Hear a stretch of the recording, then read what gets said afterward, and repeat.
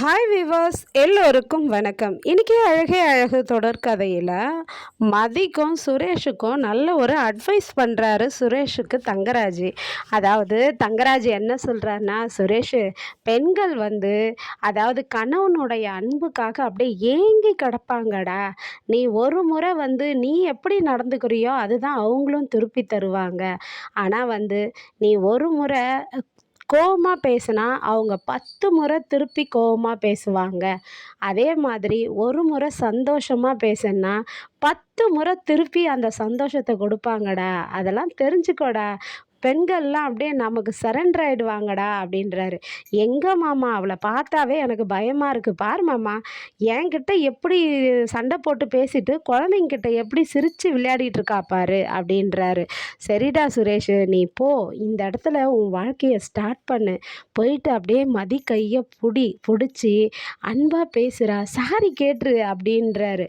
மாமா, எதுக்கு மாமா நான் சாரி கேட்கணும்? நான் என்ன பண்ணேன் அப்படின்றாரு. ஏய், நீ அவளை அடிக்க போனல்ல, அதுக்காக ஒரு சாரி கேளு. வீட்டை விட்டு துரத்துனல்ல, அதுக்காக ஒரு சாரி கேளுற. சும்மா நீ உண்மையாக கேட்க வேணாடா, மேலுக்காவது கேளுடா, போடா அப்படின்னு சொல்லி அனுப்புகிறாரு. சரி, இப்போ போயிட்டு நீ குளிச்சுட்டு வந்துரு போ அப்படின்ட்டு. மாமா, நான் தான் குளிச்சேனே மாமா அப்படின்றாரு. நீ குளிச்சதான் இல்லைன்னு சொல்ல, ஆனால் இப்போ போய் ஃப்ரெஷ்அப் ஆகிட்டு வந்துரு அப்படின்னு அனுப்புகிறாரு.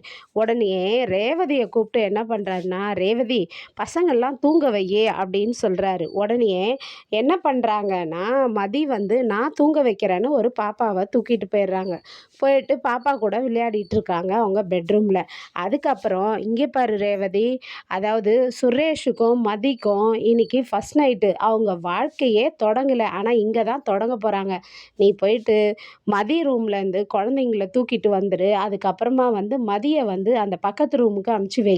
சுரேஷும் அங்கே தான் இருக்கிறான் அப்படின்னு சொல்கிறாரு. உடனே சுரேஷ் குளிச்சுட்டு வந்த உடனே சுரேஷுக்கு சென்டெல்லாம் அடித்து விட்டு நீ போடா சுரேஷ்னு அனுப்பிச்சிடுறாரு. அப்புறம் மதி அவங்க ரூமில் ரேவதி ரூமில் இருக்கும்போது, மதி, நீ போய் பக்கத்து ரூமில் தூங்குறியா அப்படின்னு சொல்லி கேட்குறாங்க.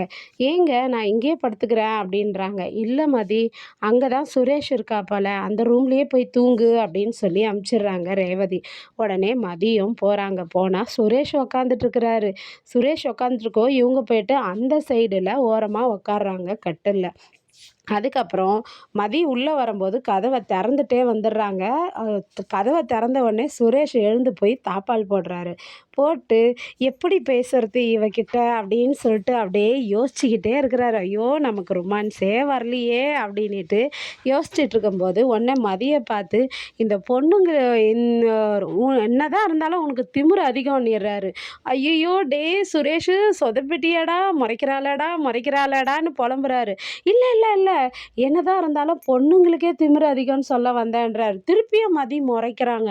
முறைச்சதும், ஐயோ உனக்கு பேசவே தெரிலடா சுரேஷ் அப்படின்னு அவருக்குள்ளே இது பண்ணிட்டு என்ன பண்ணுறாருன்னா, உடனே சரி போய் பேசிடுவோம் அப்படின்ட்டு இந்த சான்ஸை விடவே கூடாதுன்ட்டு போயிட்டு, இந்த ரூம் சூப்பராக இருக்குல்ல, மாமா நல்லா கட்டியிருக்கிறாருல்ல அப்படின்ட்டு பக்கத்தில் போய் உக்காந்து நண்டு பிடிக்கிற மாதிரி பெட்டில் நண்டு ஓட்டம் ஓடுறாருங்க கையால்.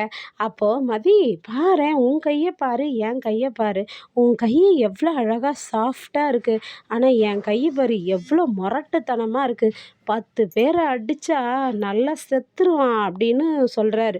உடனே மதி கேட்குறாங்க, அப்போனா நீங்கள் என்னை அடிக்க போகிறீங்களா, இப்போது என்ன என்னை மிரட்டுறீங்களான்னு கேட்குறாங்க. ஐயோ இல்லை மதி, நான் ஏன் உன்னை அடிக்க போகிறேன் அப்படின்னு சொல்லிட்டு சமாளிக்கிறாரு. சமாளிச்சுட்டு, மதி, நம்ம கல்யாணம் ஆகி எவ்வளோ நாள் ஆச்சுன்றாரு. இன்னும் நம்ம கல்யாணம் ஆகி நம்ம வாழ்க்கையை ஸ்டார்ட் பண்ணவே இல்லைல்ல, இது ராசியான ரூம், இங்கே ஸ்டார்ட் பண்ணலாமான்றாரு.